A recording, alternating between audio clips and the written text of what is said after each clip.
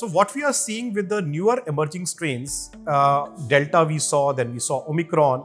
What is different of these strains from the original Wuhan strain? What we are seeing is that new mutant strains are more infectious. That means they are more transmissible. They spread faster from person to person.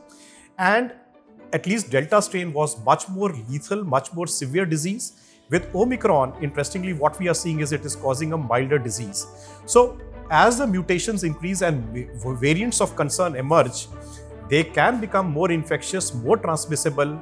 Their virulence or the sort of harm they can cause to human beings can either increase or reduce. So that may change from each variant. And let us also understand that these mutations are not going to stop. After Omicron, there will be some other mutations happening.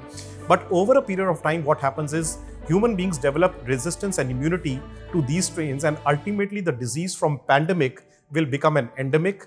We'll have better generations and better and more effective vaccines coming in, and ultimately one learns to live with this type of virus, and one really need not panic with each new emerging variant or mutant.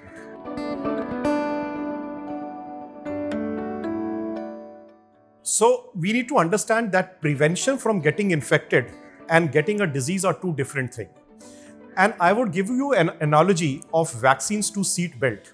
Now, one has to wear a seat belt while driving, but wearing a seat belt doesn't mean that you will not have an accident.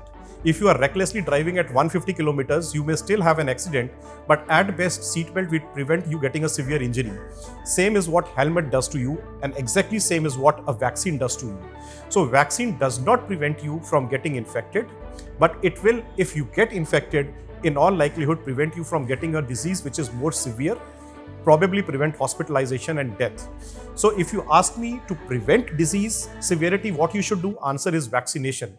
But to prevent yourself from getting infected, even if you are vaccinated, the only way as of today is wearing a mask, and wearing the mask correctly, social distancing and hand hygiene, and avoid yourself being in crowded places. And even if you have to meet a few people, try to do that in open, well-aerated rooms and environment.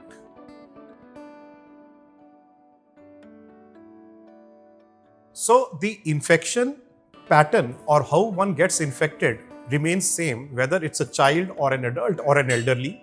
It's an airborne infection. So when one coughs, an infected person coughs or sneezes, these virus particles remain and float in the air, and one gets them if you are in close proximity by breathing or inhaling them, or even by touching contaminated objects or surfaces, although the virus doesn't survive on these for very long, and you then put your finger in your eyes, nose or mouth. So these are the routes of transmission, and that's why we say protecting yourself is by masking, by maintaining social distancing, and by frequent hand washing. So once you get infected, the virus actually remains in your nose and upper airways for some time before it starts then invading into your lungs and other organs of the body.